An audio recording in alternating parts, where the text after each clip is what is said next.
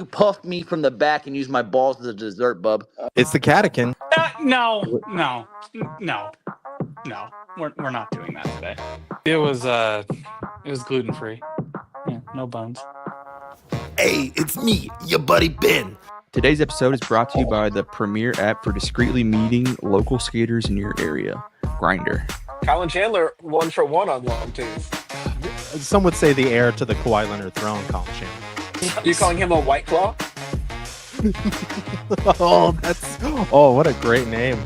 Are you a skateboarder looking to connect with other skaters nearby? Then check out Grindr, the app that helps you discreetly meet fellow skaters.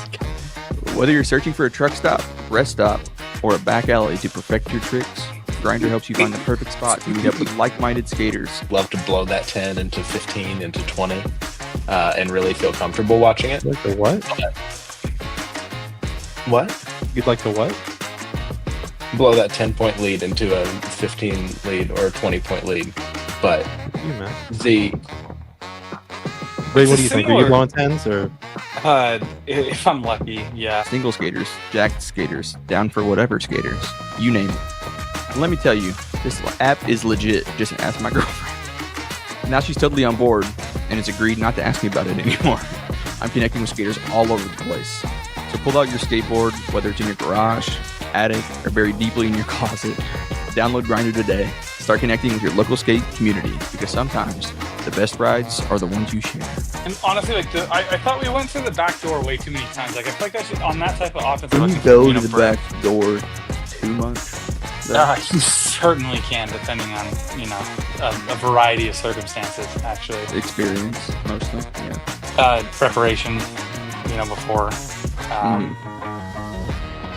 Yeah, the preparation ritual to go to the back door is significant.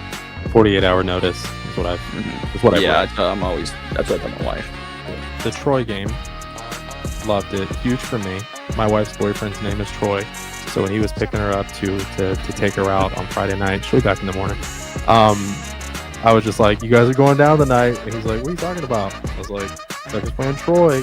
He was like, "I went to Brown." I was like, "I didn't know you went to an HBCU." Another one.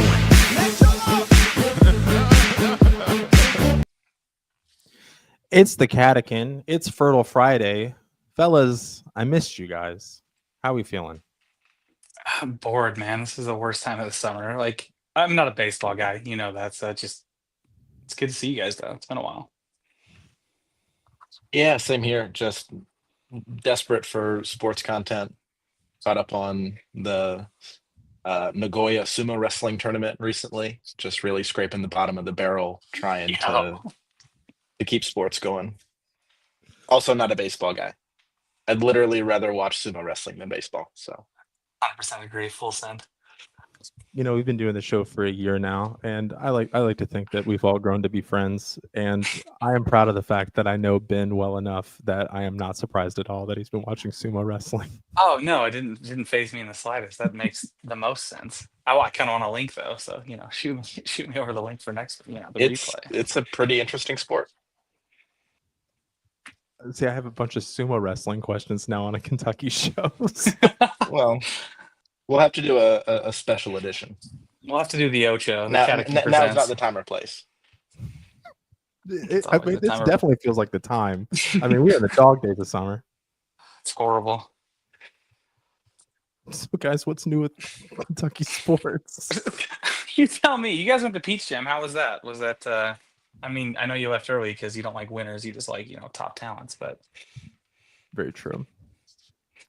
I thought it was good. If you haven't been, you should go. It's one of the most unique basketball experiences I've seen. It's incredibly small, and the gyms are packed. Jared and I struggled to find places to sit for a couple of the games. The kind of unfortunate thing about it, from my perspective at least, is primarily I wanted to go to see some of our top targets, and unfortunately, most of them were eliminated. It happened to be the case that the Oakland Soldiers lost, and that meant no Stokes, no Crow. Who else? No McCoy, no Jordan Smith, no Dylan Mingo, no McKenna Alozier. no Montanati. So we did see Cole Clore, we saw Christian Collins, but really a lot of those top names had just been eliminated for the time we were there. And I'll say a lot of them didn't have good games. Oh yeah, absolutely. We saw Bryson Howard we saw played awful. Yeah. Jeez. Christian Collins, great on defense. Gave us almost nothing on offense to take away after that game. I was begging for some Tyron Stokes, but he was taken from me. It really is pretty fun. I mean, even if you don't have a specific guy to watch, it's just I've not seen anything like it. I mean, it's small enough that it's primarily the families of the players who are all so invested in them looking good in front of these coaches, and they are screaming, and it's just really a pretty unique event. And plus, you walk out of the gym, and it's just Jared would say, "Oh, we just walked right past John Thomas," Calipari. and they're all over, and you just don't even realize it. So it's pretty cool. You never realize how much you don't care about seeing these coaches or players in person until you have the opportunity to say hello to them. And then you're like, oh, there's the coach for Illinois. I could say, what's up? I just can't be bothered right now. I'd rather just stand here and mess around on my phone. Jeez. Fair enough. How many, because I've never been, how many games are going on at one time? Is there like a dozen courts playing at once, or how does that? So there's 5 courts, I'd say. Okay. And so that they have sort of each jam itself, which is like the top age group of EYBL, but also only the top teams. Then they have the PIT, which are the teams that didn't actually make that tournament, but still that top age class. And then they have like a 16U and 17U. Okay. We like to hang out on the second level because you can watch the games from the balcony, but also the balcony connects across to the other gym, so you can just in a short walk see like 3 different games going on at the same time, and you can judge how good the game is going to be because you can just look at what coaches are in there. So when like Sam Houston State's the big dog on the block, you're like, nah, I don't need to be here. There's no Very Sam Houston much. State slander here. Okay. It was like Sam Houston State and like Mississippi State in one game. I was like, well, Yeah, until some kid has a breakout year, then you guys are like, oh my god, I really want that transfer from Sam Houston State. Yeah. That seemed so. Let's get him later. Well, there definitely was last year. So they have like one concession stand. It's catered Chick-fil-A, despite them not cooking anything and just being able to grab, a sandwich out of the bag or whatever. The line is so slow. And last year, the kid in front of me knew he had no money or no wallet or anything, ordered anyway, and turned around and said, "Hey, can you get it and I'll cash app you?" After he'd already like it's waiting for his payment. I'm like, yeah, sure, whatever. But I kept his name, and so down the line, if he's good, and maybe send him a cash app message like, "Hey, love to see you in blue and white." And if he ends up at another school, it's, hey, this is potentially an impermissible benefit, and this kid needs to not play anymore. Rough. also Ben, he looked up the kid and looked up his offers. Ben, did you have an update on what that kid's doing now? So I think he is a senior this year. I mean, I don't think he has a great offer list. He sucks. But yeah, I mean, I'm just gonna go out on a limb and say that Tyron Stokes doesn't need somebody to buy his Chick-fil-A. Be spry, bro. Maybe it should have been a sign. This year, though, I did get a Fanta slush in honor of John Fanta, and that was pretty great. Highlight of the day. I'll also say this, and once again, we are 10 minutes into this, and we haven't talked a lick of Kentucky sports, but whatever. They had strict rules for the media, and I know this because we applied for a media pass, which we did not get. But that was through my fault of laziness. But they had strict rules where the media has certain sections where they can sit, and they say under no circumstances are the media to sit with the coaches. and I don't mean to be a tattletale, but Mr. Jeff Goodman was a regular breaker of this rule, and I should have snitched. I think Field of 68 as an outlet was a regular breaker of this rule, just consistently. I don't think I saw any of them sitting anywhere other than with the coaches. Yeah, because I saw Doster there too. I got nothing to say about Goodman. Made eye contact with Doster walking down a hallway. I think he thought I was going to say what's up, and then just kept going. And that's more fun than saying hello. The KSR guys also did the same thing to me and Ben. They saw my Kentucky hat, and they kept making eye contact with us as if we were going to say hi to them. We did not. Big time KSR. As the number one OP defender, I thought about it, but then I realized I'd have to explain the whole OP thing and decided against it. So wise choice. We missed out on a great thumbnail for this video by not getting that picture. Hey, did you guys get last year? You guys got tons of pictures. Did you not do that at all this year? No Mark Pope picture. Like, what is this? We were breaking news. We were busy. We were we actually did break news. Oh, okay. We informed the people that a Pope interview was imminent, and boy, were we right on top of it. We broke that Pope was hanging with Carmelo Anthony, and the liberal mainstream media isn't talking about it. Forgot about that picture. My bad. All right. Never mind. Should we go to the chat? Sure. Chat, we are desperate for topics right now before we have to go into our bag. So let's if you have anything that you want our please don't ask the chat. Wonderfully informed opinion on, please let me know. I'm just gonna start clicking on random stuff. That isn't pertinent. Raph was asking people what they had for dinner. Hey, he's trying to get the people going. He's trying to keep them entertained while we can't. I appreciate Johnny the show. Sivers, all the BG lovers. You say BG leavers. You guys hear that Malachi is already pushing him for a starting 5 spot until JQ gets back. Oh my God. We'll see. Who could have guessed? We'll see. I think that's really exciting. Some people are disappointed with that. My position all offseason was, especially during the portal, I was really surprised that BG came back. Like, I wanted him back. I think he's a great floor, but I wanted, especially after we got JQ and Malachi, it'd be great if they're better. Like BG has issues. A lot of us were upset at points with his play last year, and so I think he can improve.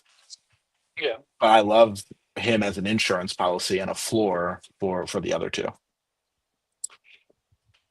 No, definitely. I've been a big critic of BG at times, but I think like you're saying, and being pushed for the starting spot till JQ comes back is different from. I mean, that's good. I don't think he's going to take that from him. If JQ isn't back, by Louisville, I'll be surprised. But week 1 or game 1, it's going to be BG. I'd be shocked if it was anything else other than that. I mean, that's a nice way to put it out there, and it's been put out there by somebody. But he's not going to get. BG's going to start if JQ doesn't. But it's good that there's a run. In fairness, I mean, I think I'm a little harsh. Like, I think there's definitely room for BG to improve. His workouts this summer looked good. I don't know if that's necessarily the game I want him playing. Lots of threes off the dribble, which is just, I don't know. I mean, but he was hitting them. So if he can hit those in games, great. I'd like to see how he comes out and plays, especially if we have to wait a little bit on JQ. But I'm also thrilled with reports that Malachi looks good and is playing well, and could potentially be challenging BG for that spot until JQ gets back. If we are even to believe that Malachi is pushing BG for a starting spot, because one, I don't know where this is coming from, but 2, coaches are not necessarily the most honest with these. So if it's coming from the coaching staff or anything like that, Malachi looking good and pushing BG for a starting role. I think seems like typical off-season storylines. No, that's exactly what I was trying to say. Is like it can be a good, pushing and doing, actually taking over that spot are different things.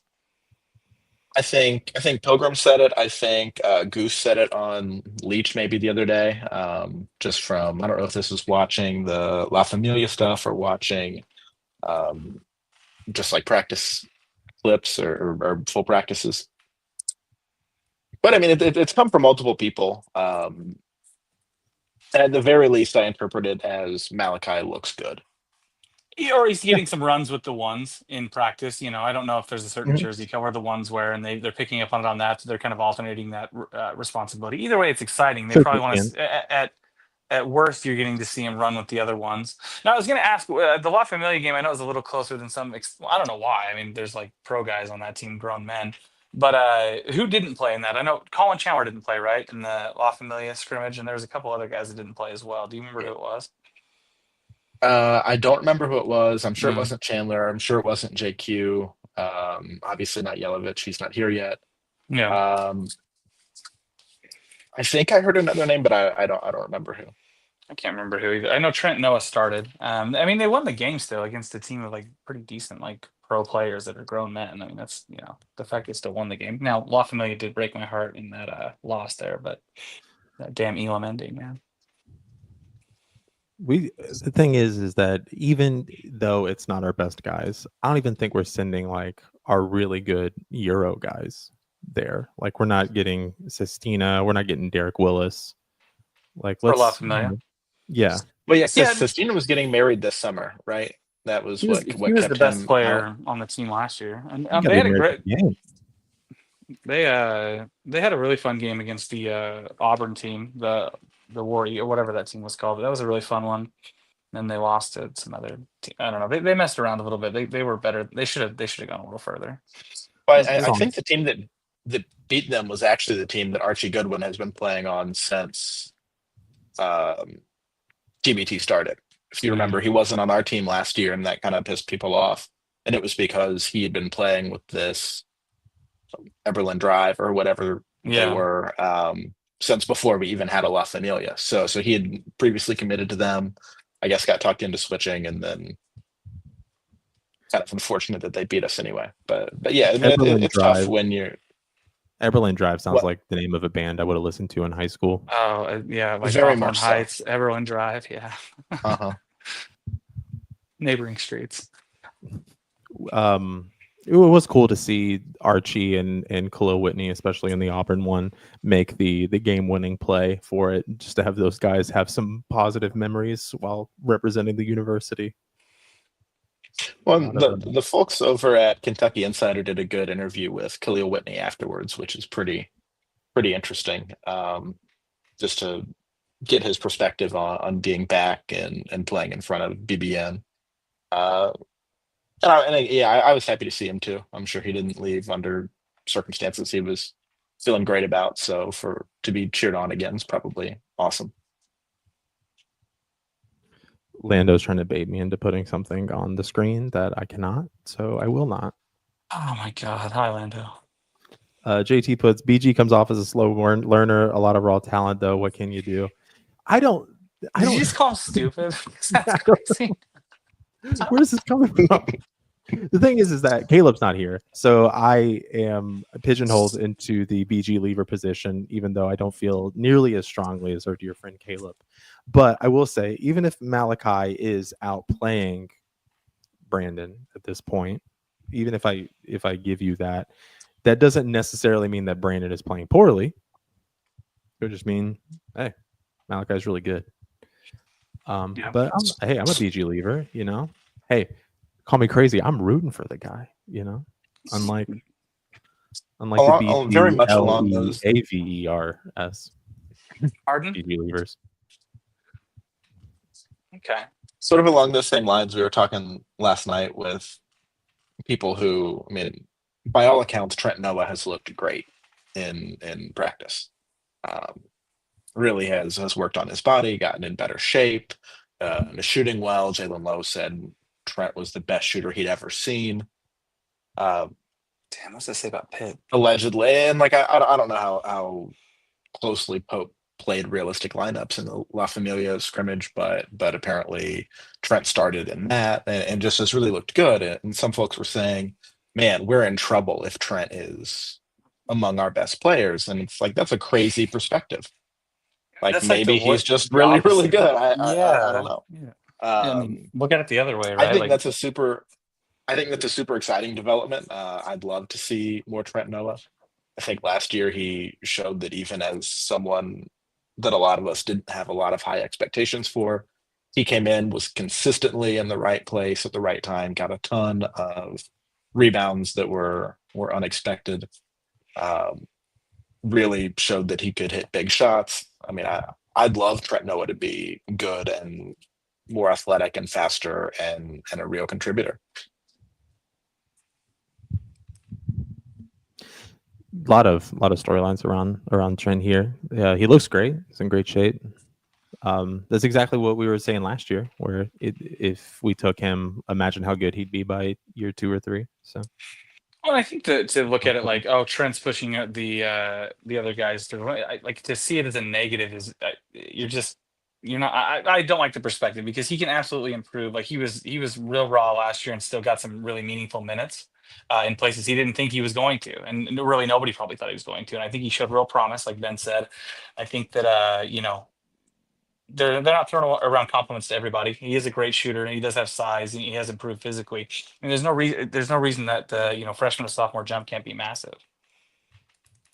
yeah, I'm struggling. When you look at the roster, it's hard to find minutes for Trent Noah. It is. And It is. a lot of guys. It's difficult to find minutes for anyone who isn't performing at their best. I mean, it really is stacked. And when you sit down and try and do a minutes distribution, you realize pretty quickly how difficult of a job the staff is going to have making this all work. I hope everyone understands, like, hey, minutes are going to get spread around, and I'm sure that they do, and they're expecting that. But even spreading minutes around, it's tough to get everybody on the court. Well, and one thing though, you can look at it that way, like it's tough to but there's games like guys last year, like what we had games where Lamont scored 33 against Louisville, and then he didn't. I mean, Lamont's like not the greatest example. He doesn't have that many off games, but there was games where Jax would score a point, right, and then he'd go off for 27. There's games when guys are going to be off a little bit. It's nice to have depth like that where we can plug and play a guy for 15 minutes, or like God forbid we have injuries like we did last year, right? I mean, that's we didn't expect Harry and Noah and those guys to be getting minutes like they did regularly in SEC play. So I think that like it's a luxury of a problem to have. I mean, you'd rather that than only have 7 guys you trust to play. So I mean, I know it seems like I'd rather have to figure out minutes for players than figure out who's going to play the minutes. Absolutely. I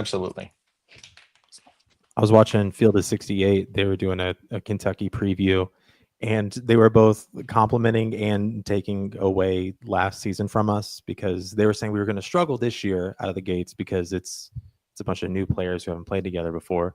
While they were also saying they're going to struggle out of the gates because look at last year, Pope had to pull a lot of wins out of his ass. And I'm like, if anything, I feel like this strengthens our point. The argument is to say that how many points did Kentucky return at the beginning of last year? It was like a big 0, right? Like 0. nothing. And then did they beat Walker Duke? Horn erasure. Okay. Well, outside of like 16 seconds in the victory cigar formation, they've returned basically nothing. So still, my point is they do talk out of their both sides of their mouth sometimes, but it makes sense for some of them. I had a good one in here. This was about Trent Noah. I'll let Ben take this one. He has size for which position? I'm not the one who said he had size for a position, but I was wondering. I mean, he size and shape wise, he's not too different from Con Knipple. So I'm curious to see why he can't be a Con Knipple type player. Like Con may be more athletic. Definitely was a higher rated recruit coming in. I think Con was like top 20. Noah was maybe 120. I feel like he rebounds well for his size. I feel like he plays decent. I mean, I feel like he doesn't play smaller than he is. He's a pretty physical kid, and if he improving his body and getting in better shape. He was a little winded at times last year, but I think he's got plenty of upside that way. Raph with a good point. Is size or shape more important? A little of this, a little of that. I'd make the argument that size almost doesn't matter at all. Look at Rob's front, for example. But hey, that's me. It's more what he does with it, I think. Mm-hmm. Oh Lord. the motion of the ocean offense. Fellas, Joel Rafferty Austin says, are we concerned with the lack of hubbub around Cam Williams? There hasn't been any hubbub. The hubbub lists around Cam Williams. JT says we're on the street as Cam is having trouble adjusting to physicality. Pope will get him right. Yeah. I'm not super worried. I mean, of course, there's going to be an adjustment period. I don't think that at Tulane he played against the kind of players he's going to need to play against this year. But I also don't. It's not like he was playing against high school level guys either. I mean, there's an adjustment period. I think Cam hit a 3 in the clips they put out earlier today. Looked like he was one of the 10 they had on the court. Looked like he played pretty well. So. And I mean, think it's not like he was a fringe guy either last year. I mean, people are questioning Diabate's shooting ability, 40-something% shooter, but on like practically no shots, like 2/3 of a shot per game. Yeah. Cam had great shooting percentage on actually quite a few shots, decent volume. Played 3-and-D role really well. So I think he'll get there. Boogeyman says, what's going on here? I don't know. Ben's supposed to be the adult in the room, and he's letting a lot of the double entendres go tonight. And we want to point the finger at anybody. I thought you were going to say, and he's letting all of us down.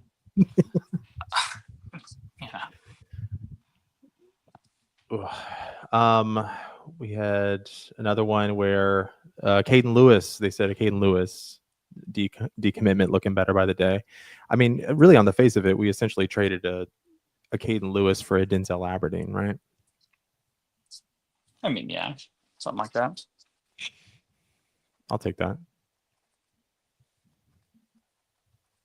I think he ended up at Villanova, didn't he? Or was it where did he go? Yeah, Villanova. Lewis? Oh, okay, yeah. Well, I think the writing was on the wall sort of when we got a point guard that wasn't a senior. So it's not even like, okay, and you're guaranteed to take it over next year. Right. I think that was sort of the catalyst there. But I mean, I'm really excited about Jalen Lowe. I think he looked good at the G League Elite Camp. His stats were awesome. I'm eager to see how he performs with good players around him. I mean, as much as a lot of people aren't excited for Trent Noah, maybe that's really telling when Jalen says he's the best shooter I've ever seen. If you don't like him, view that as a great thing, because that means he had no good shooters to look at last year. Yeah, that's a really good point. A lot of the things that just reminded me about Jalen Lowe and the fact that he's not a senior and that we could potentially return a lot of guys off the team this year. And I don't want to, we're already doing that. Wishing away my weekends here by. It's easy as a Kentucky fan to do that, to be like, yeah, this season's gonna be fine, but next season, I hope springs eternal. But I have been thinking that year 3 Pope team is going to be nasty. You've got to assume we lose Owe and Aberdeen because they're seniors. You've got to assume that JQ probably goes pro. Yeah. Unless he comes back and plays and just looks awful with his, post injury. But even still, probably showed enough last year that someone will take a flyer on him. Yeah. BG, I assume, gone either good or gone bad, just depending on how his season goes. He came back because of the 2-year plan. Well, this would be the end of the 2-year plan. But that still leaves 10 returners. Maybe we have another 1 or 2 transfer out, but it's almost difficult to think about, we're already having minutes trouble. And if we want to bring in a couple really, really good high school players and we have to leave room for portal guys, we're going to have this great problem again going forward. You might have to cancel some guys out depending on who wants to come in. I think this is going to be a really good team. I don't think there's any reason to think, they can't. I think the depth on this team is really going to be the difference for this year versus last year. Not that last year didn't go all right, but I think the depth on this team is pretty crazy. I like the toughness, at least on paper, that this year's team will have compared to last year. Because if we're being critical, or as critical as we can be of last year's team, I loved them. You could put the soft label on them a little bit, especially in the beginning of the year. especially Duke with and your Gonzaga with in your the Kobe beginning. Breyas, with your I mean, look at Amari Williams. He refused to dunk for most of the year, and now he's going to be the starting center for the Celtics. That's so But cute. the Celtics have a Utah State player. Had to get him a little bit there. But hope he makes the I team. think the physicality that this team can have. That I mean, even someone like Yelovich coming in, who's been playing with grown men, I feel like he can bring a level of physicality, at least on paper. I think That- the physicality aside, I think the athleticism is one of the Yeah. one of the bigger upgrades. I think we had a lot of like real like super senior kind of like overachievers last year in a Yeah. lot of ways. I think we've got the real, it was a scrappy group, and they found a way to make it to the Sweet 16. They did some really good things and some really big wins, but I think this year the expectations are definitely raised because I think just the overall quality of like player in general, from an athleticism standpoint, from a professional standpoint, I don't think there's really anywhere you didn't upgrade in that sense, right? I mean, you had some guys make the league, and get drafted or whatever, but I think that this year's team is a definite upgrade in most every. I don't think. I mean, on paper, I don't see where you got worse anywhere if you didn't get better. You can make the argument for shooting that we don't have someone at the Yeah. caliber of Kobe Brea, but it's Yeah, because more he's like evenly a top distributed. 10 all-time college basketball shooter. I mean, you're typically not going to replace that, but I think that even, by committee, you will. And Yeah. and I mean, truth be told, like I think that's probably the best argument, right? Is shooting, but like I think the way that this team will space with the athleticism, you'll see guys take a rise in their percentages because the shots will be better. You know what I mean? There's not going to be a lot of these guys have real gravity. Driving to the key is going to open up a lot of shots for guys that like a Jalen Lowe. He didn't have guys like that to take the pressure off him to take an open three type deal. But I think that at full strength, I think this team is going to be, I think, a lot better than last year. And I mean, last year's team is special, and I think they laid the groundwork. But this team's going to be a different breed. I really do.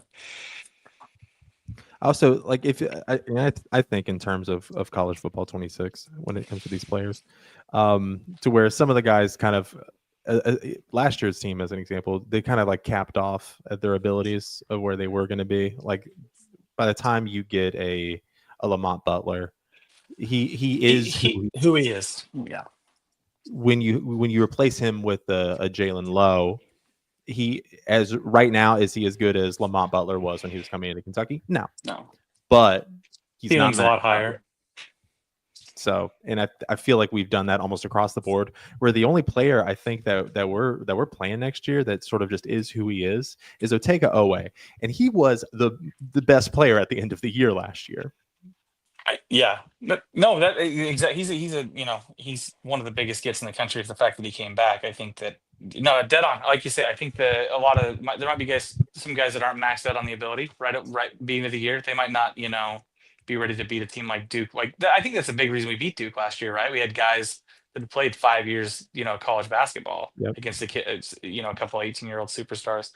And no, it's a really good point. I think the ceiling's much higher, though. I really do. So we were going. Sorry, Brendan, you go ahead because I was just on the shooting thing. I think there's a couple things. I think as a team we'll probably drop maybe a couple percentage points because we don't have a Kobe Brea.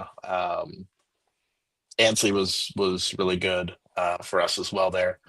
But maybe the bigger reason that it's kind of a question mark for me is also the volume that we expected coming in last year versus this year. Like just cherry picking a couple players. The season before they came to Kentucky, Kerr was 42% on 150 shots. Brea 49.8% on 201 shots. Amanor 38% on 220 shots, and Carr 37% on 100 shots. This year, Noah 33% on 36 shots, Aberdeen 100 shots, 35%. So you just don't have, far and away the highest volume is Cam at 140 shots and still just like a little below 40%.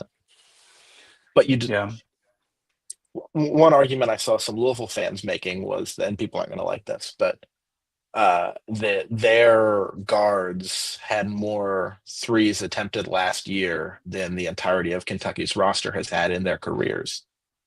But Okay, a big part of that is that so many of our guys are young. And I don't think any of them are guys who can just leave open either. And that for creating space, that is probably what's more important. You don't need a Brea to create space. You just like that he's hitting them and scoring. For sure. And I think one thing with like some of the misleading things with some of the percentages there, like you say, the volume, but again, a lot of these guys have never played with anyone of the caliber the teammates are going to have this year. Sure. That the spacing that creates is invaluable. I think the other thing is a lot of times it's the when. Like you can be a really good, like I think this team will be less reliant on the three. I know Pope likes to run a lot of things that take the three, but they won't have to. I mean, think about last year when we weren't hitting the three. We're getting our asses kicked. I mean, it was you had to hit it. And I think this team's got the athleticism to get to the rim, to post up, to do things like that, which will in turn open it up. I think looking at where because how many of these guys have, I mean, a lot of these guys have been the best player on their team, every team they've been on, right? And it's not going to be the case clearly here, if they're all playing together. I couldn't be less concerned about it. Like if that's the big issue, we're in for a fun season. Like I really don't think the three is going to be the determining factor, and I think that it's going to be just fine. I worry more when that's the strength, honestly. Well, as you know, it better not be long twos. I love long twos, bro.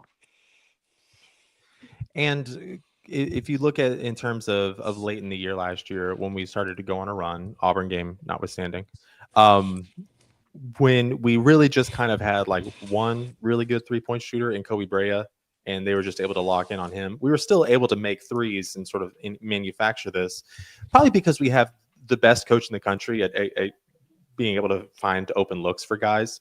So if you take away the Jackson Robinson last year and they're able just to focus in on Kobe, what if like this year we don't have one guy you can zero in on, but you can sort of balance it out that they can't focus on just a Kobe Brea, even though Kobe Brea is such a prolific 3-point shooter.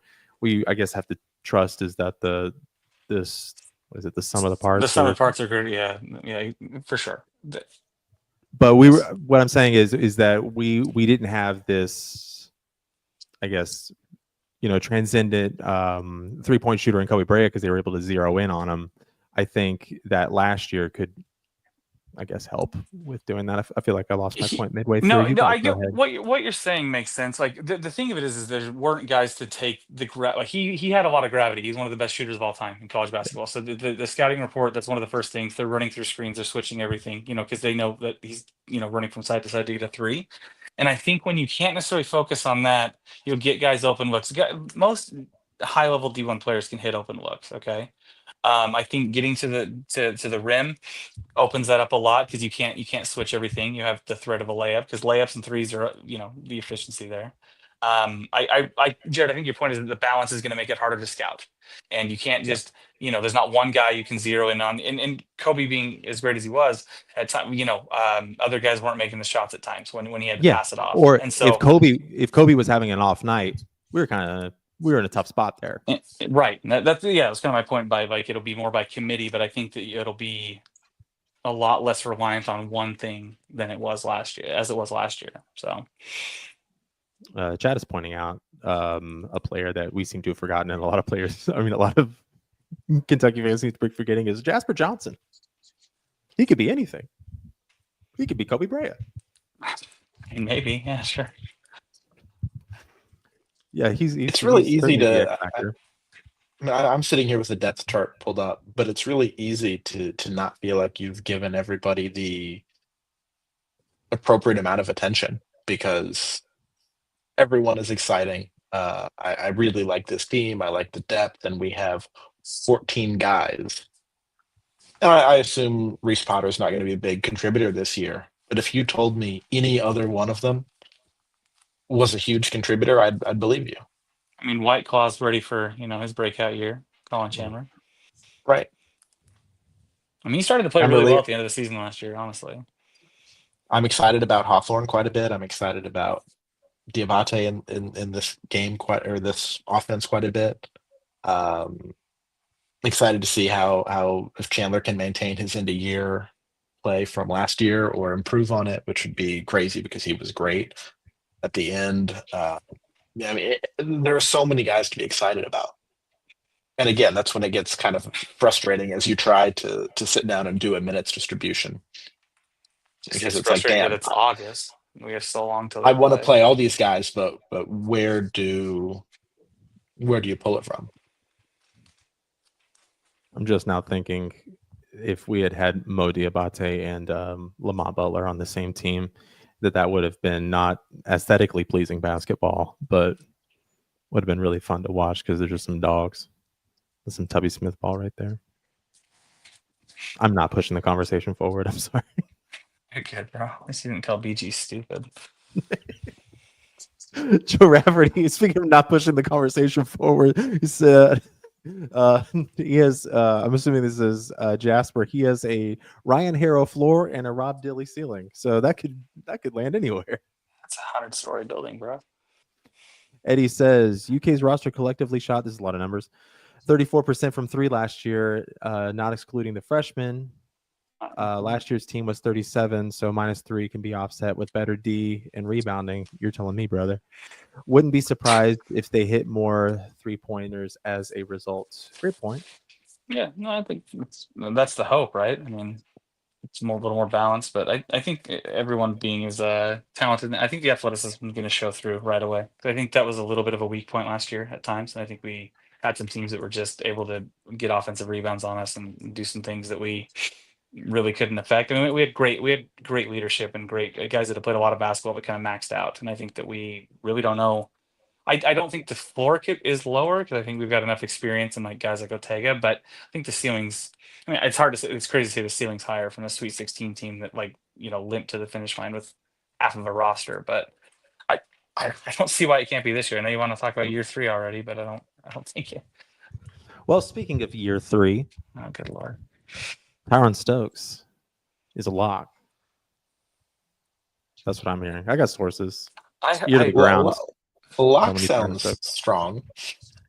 Really putting yourself out there. There was a little thing called the Peach Jam, and I was putting out some feelers. That's he just just put Buzz Williams in a headlock again, or what happened? He didn't show up this year. He heard. He was scared. Yeah, he knew you were coming. If Tyron Stokes ends up at Kentucky, hang the banner. Yeah, I'm really interested to see how we end up doing with this class, just because, like we mentioned, we have 10 potential likely returners. Everyone that can come back minus JQ and BG. And that just doesn't leave. I mean, if one guy ahead of him in low was scaring off a Caden Lewis, who by all accounts is pretty good, looks ready to play at this level, then I think we're going to see that a lot. But that said, we're definitely going shotgun approach again. We have all sorts of visits planned. Jordan Smith, Christian Collins. Who else is coming at some point? There was one player that stood out to me at the Peach Jam, and he's the only player that me and Ben looked at each other mid game like, whoa, and that was Coleman Clower, I think is his name. And he when he's visiting.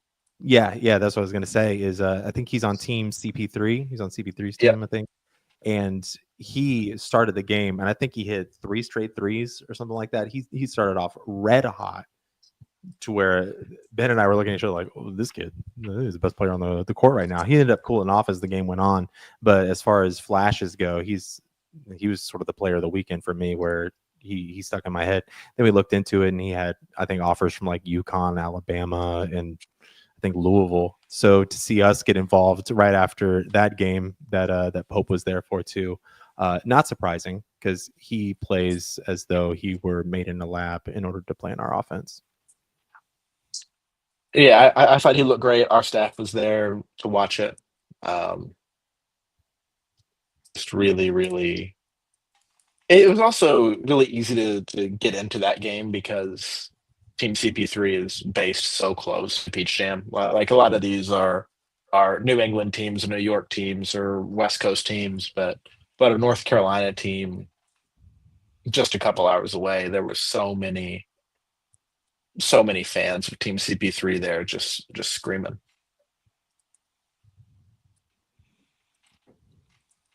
That's kind of all we had on Beach Jam, huh? We met Jason Hart, We did. friend of the program, Jason Hart. Good luck. That's cool. But I'm excited to see that the staff continues to do their evaluations, offer guys, get involved in some of these recruitments. Just our names thrown around with almost everyone I'm interested in, whether that's them scheduling a visit or getting an offer, or whenever on 3 or 24/7 do a breakdown of schools whose hats are going to be on the table. We're there, and that's incredibly impressive to me, given what roles that we can promise at this point. And unfortunately, we're not going to really know who's going pro or who's transferring until April. We're not even. I mean, pro. If Jasper comes out of the gate and is just looks awesome, for example, you can say, okay, yeah, well, maybe he's on track to be one and done. But certainly, you're not going to know the portal guys until after the season, and really, you aren't going to have clarity on some of the pro guys until then either. Just enjoy the ride while you can, man. It's the off seasons are going to be so hectic from now on. It's going to be really stressful from April till the start of the season. But I think stop looking forward so much. I feel like we're gonna have a really good team this year. This might be the best team ever. I've never seen this much talent from in the transfer portal era, like from all sorts of different sources. I feel like just the way it's gonna. I'm really high on this team. I think it's a championship or bust at this point. I mean, that's tough to say in a single UM tournament, but they're that good, that deep. UK Till I Die says, who's playing the 4? Positionless basketball, bro. I don't know. Probably Diabate. Yeah, my expectation is Diabate and Yelovich. Yeah, and we'll see. We haven't seen Yelovich play with any of the guys yet. Maybe there's an adjustment period, but also maybe coming from the Adriatic League, he's great, ready to go right away. I don't know. I'm so curious to see the lineups. I really am. I want to know. I know really early on, Cam said he thought he was going to be playing the 2. Hawthorne, also 6'8", was listed as a 2 or a 3, but our 2's really crowded already with Aberdeen and Jasper and Chandler. It'll be Yelovich is tall enough to play the 5. Like we have so many options. We have so many different lineups we can roll out. I don't even know how you begin to prioritize them. But I'm so excited to see what we end up doing. Oh yeah. Any football takes, fellas? I don't have much. Nope. I mean, yeah, but nobody cares. I'm excited for the football season to start. I'll say that it'll be fun. Would you guys rather have? Let's say things don't go well for Stoops. Let's say by some miracle he chooses to retire, or we buy him out for the next season. Would you rather have Summerall or Saban? Saban, and that's the silliest question you've ever asked. I don't think it's that crazy. Oh, see, I'd say Summerall. Okay, sure, yeah. Let's go against the greatest coach of all time in college. As our resident Alabama fan, obviously Nick Saban's the GOAT. Jesus. I just don't think that. I don't think he has a desire to keep coaching. I don't. If he did, I don't think it would be long. For years at Alabama, the last 3 years he was there, it was used as a negative recruiting thing. Hey, he's going to be retiring soon. They still ruled ass. Like what? They were still good. Yeah, but now we're 4 years, 3 years after that. Okay. I mean, I just don't see what Summerall's done to even be in the same. Okay, Summerall for how long versus just what are you talking 1 year Saban versus like a one-off, and it doesn't matter what happens after that 1 year. Or if it's a one-off, I don't know. That's a different. If you don't know, how do you not know if it's a one-off? How do you not know? That's the silliest thing I've ever heard. Saban or Summerall? Get out of here! What? That's what I'm saying. If it's a one-off, it's a different question entirely than. But who would I rather have going forward indefinitely? Yeah, right. So it's we can all agree Saban for 1 year over anybody essentially. Sure. For 1 year. Okay, thank you. Jesus, I have to lose my medulla. Okay, what? I would also. I'm struggling to answer my own question. I think I probably lean Summerall, to be honest. Good Lord, The that's thing is I think in a 1 year vacuum, you take Saban, obviously. 100%. Yes, I do think that if you were to get Saban, you're keeping him max like 3-4 years, and I think each following year is diminishing returns. I don't think so. Okay, well, you're paying Saban money for Mark Stoops right now, so you might as well roll the dice and take the goat for a few years. Yeah. I mean, I don't see you're not a launch board pro. Like I don't. In almost no circumstance do I hire Summerall, even if it's for the rest of his coach. No, that's not. One's So Nick gone to a couple ball. Saban at 73. If you think you're going to have him for 4 years, he's now 77, Okay, and that's getting up there, man. I mean, that's great. Give me him for 2 years and a succession plan over Summerall for 5. I mean, I do. It felt like late in Alabama, and I know that he was a game away from the national championship game. It did feel like he maybe took a step back, and it does have shades of John Calipari to Arkansas. And yet, never mind. I'm not going to argue for Arkansas right now. I'm not. What are we doing here? No, listen. It didn't though. They didn't limp into it. They were still like Summerall though. I mean. Yeah, I'm thinking that's not even that okay. But if you're putting Saban against him, that is not even. I don't understand how that's a conversation starter. Like I don't even understand how we're talking about this. That's not. There's my case in point right here, buddy. Okay, all right, Lando. Yep. You know what? Fuck me. You're right. Lando said so. I think Trill's got your back. Trill Raff's got your back. So he says, "Would you rather be married to Sydney Sweeney or the girl from your high school you kind of knew, but she moved away and you haven't seen her?" Thank you. Scranton 6 or New York 10. Okay, like what are we talking about here?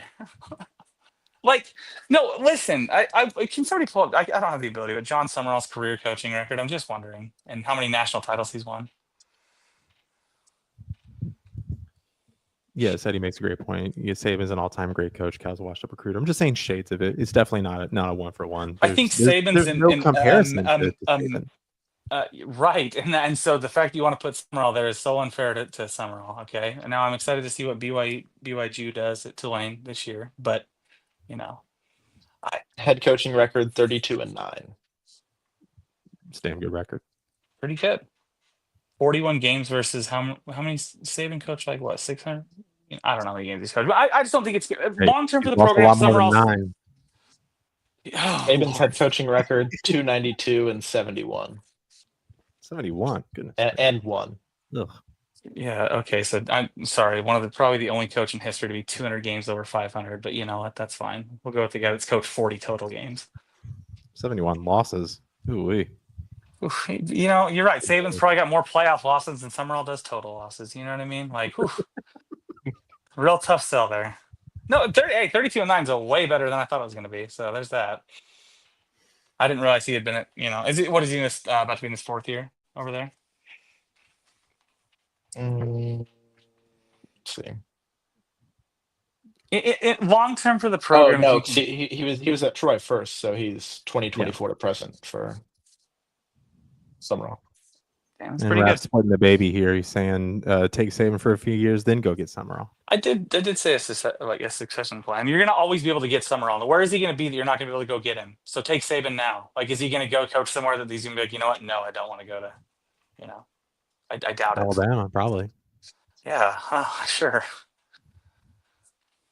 Maybe though. They wanted what's his name fired last year after a couple games when he wore a T-shirt on the sideline. Is DeBoer on the hot seat? Because he got fired in our dynasty year 1. Yeah, he did. I don't think I'd say he's on the hot seat. I think he's recruiting incredibly well. If they lose to Vanderbilt again, what happens? I don't know. That loss pissed me off because I think Vanderbilt was better than they got credit for. Absolutely, they were. It just that's the only game I've ever watched in person with Jared. That was a fun. I think that much worse than that was the Oklahoma loss.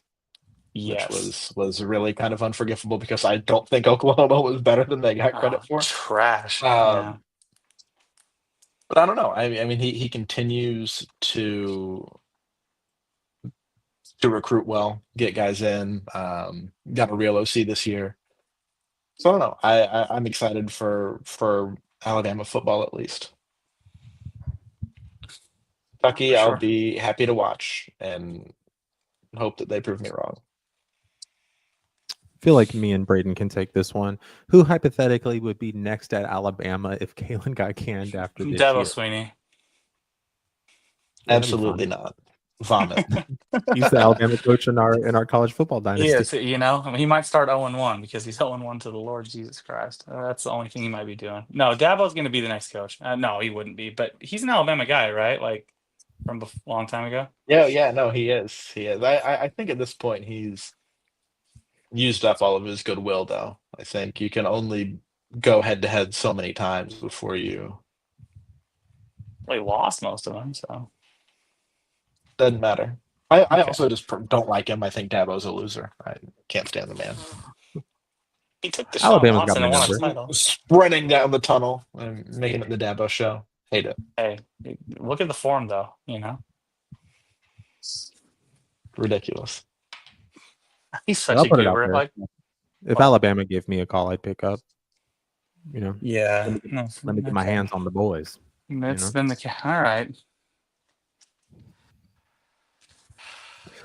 I feel like we're losing the plot here. Overall, guys, how's the summer We going? lost it forever ago. This summer, it's so boring, dude. Again, once we get football kicks off, and I think like 29 days, week 0, maybe less.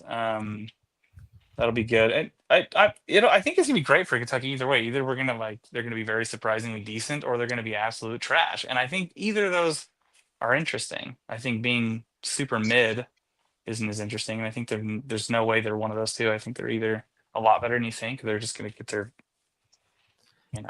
Selfishly for the show, I hope that it's one of the two extremes. If we're just Yeah. mid, that's no fun. No. But I I also, do think it will be one of the extremes. if we don't show significant improvement over last year, I am ready to move on from Stoops. And At so 9 million a year, for so sure. for that reason, I hope that we aren't mid, because I want it to be like a pretty decisive. And even still, I don't know. The buyout is so big that it's and we're approaching a year where you need $30 million of new revenue anyway, because you have $30 million of new expenses. Yeah. So They're I don't gonna know. go I mean, 6-6, aren't they? that puts Mitch in a really tough spot, especially if he goes 6-6.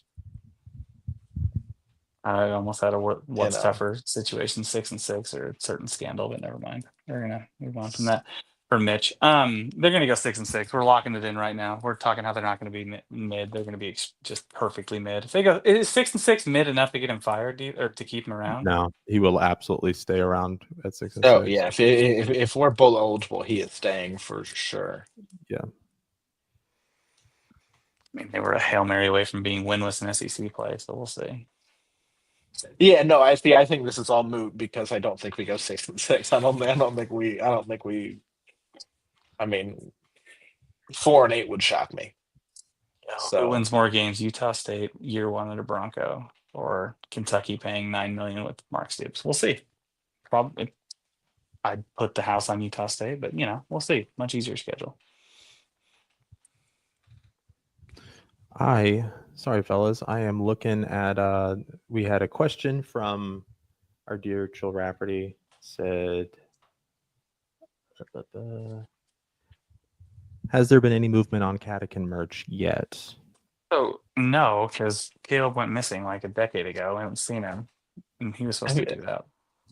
So, is there? We got some stuff going on. I'll be working on it this weekend. By next show, we'll have our link go live. Right now, it's not links to anything, so don't worry about that yet. But we will have that shortly. There you go. Catican Live watch party for football. Oh, I mean, I'd love to. Just if the 3 people interested want to join, go live for the fourth quarter of each football game. You think? be sick. Yeah, I'd be down. Rap says, "What if Stoops rights the ship this year? Some of us, me in particular, are going to be feasting on crow."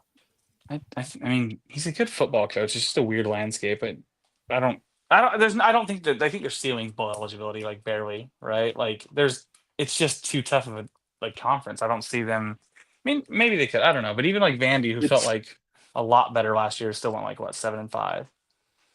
it feels kind of like the same exercise of trying to make a minutes distribution of the basketball team. Where do the minutes come from for these players you want to see? Where do the Like wins I want come to see a from? lot of Hawthorne. I want to see a lot of Trent Noah. I want to see. I mean, I want to see all these guys play. And where do the minutes come from? Where do the wins come from in football? Looking at our schedule, like The Sun Belt, Lando, no, hopefully. 4 wins wouldn't shock me, but getting much higher than that would, because you just look at this. I mean, and maybe he proves me wrong. Maybe the team is great. Maybe Calzada's a stud, and I actually am probably higher on Calzada than most. I just, I just don't think we're going to be bowl eligible. Yeah, no, it'd be tough. I think I got us with 5 when we did the exercise. I'm I had us at 3 eyeballing for the sure. Toledo game, and I'm going back and forth of whether we beat Toledo. That's what I want in a new football coach. I want to at least feel like we're going to win the games we should. I don't want to look at Toledo and say, well, maybe. Well, you didn't look at it like that last year. I mean, they beat everyone there. Who didn't they beat? They were supposed to. Out of conference, know. now we beat everybody. Well, Yeah. Auburn you should have beat. Auburn was trash, and you got just they ran dive 36 times in that game, bro. Like put a nose to do something. Try something. I don't. Never mind. I spent like 3 hours prepping for that podcast. It got like 61 views over 9 months. So, I'm not kidding. Great point here. Louisville, very true. Good luck. I want so badly for us to beat Louisville this year because I feel like Zach Calzada against Louisville, he's going to do something. BG and Louisville. Yeah. So, I don't know. Zach Calzada thinks it's BG time. Oh, yeah. It's the second person ever. Only other topic that I really have is we got the green light on the new college basketball video game. So my wife will be leaving me, whenever that game comes out. Oh, will be an absent father and husband. Yeah, you think you've been around or haven't been around for the college football game? Wait till the basketball game comes out. It's gonna be. I don't even want to play against you. You're gonna go. It's like you're sicko now. The amount of time you spend in practice it's disgusting. Yeah, I'll just be in practice mode, playing against air for a while, and then I'll bring the defense on. Just running sets. Yeah. So stupid. Or sometimes like I think I texted Braden before a game. I was like, guys aren't locked in today. And then you got your ass kicked. And then we lost. I knew it. Yeah, you did. It's like I was looking at our records in the dynasty. I think you're like 32-6, which is just egregious. I think I lost my 10th game. So I got blasted by Alabama. I'm changing jobs every year this year. I'm out of Arkansas immediately. Lando says Jared isn't very good. So there we go. That's good. Okay. Keep me humble. Yeah. Well, let me know when somebody beats him in that little dynasty you got over there. Somebody shoot me a DM. I'll pay a bounty on it. I'll buy you lunch because ain't nobody gonna beat him. You might think you got him beat, and then all of a sudden, rubber bands like Mario Kart, and you're losing the game with the blue shell, and it's absolute horseshit. I'm suppressing my power level. JT says my girlfriend worked at a cell phone store for one of those Joker boys. I'm also just reading this live, so this could say anything. And that son of a gun tried to withhold her paycheck. One of those Joker boys, and that son of a gun tried to withhold her paycheck. And I went down there and said, "That ain't right, buddy." And he threatened me. I feel like I'm missing a reference because that's so specific. Joker and all them boys can kiss it. Bunch of goobers. This is my favorite chat we've ever had. Yeah, put that one in the Hall of Fame. We're gonna hang that up in the background next one. Is Joker Boys a Joker Phillips reference or a Batman? Good question. It's something. Why was he trying to withhold the paycheck? Anyways. So yeah, now we're just the chat is taking the show from us at this point. Let him have it.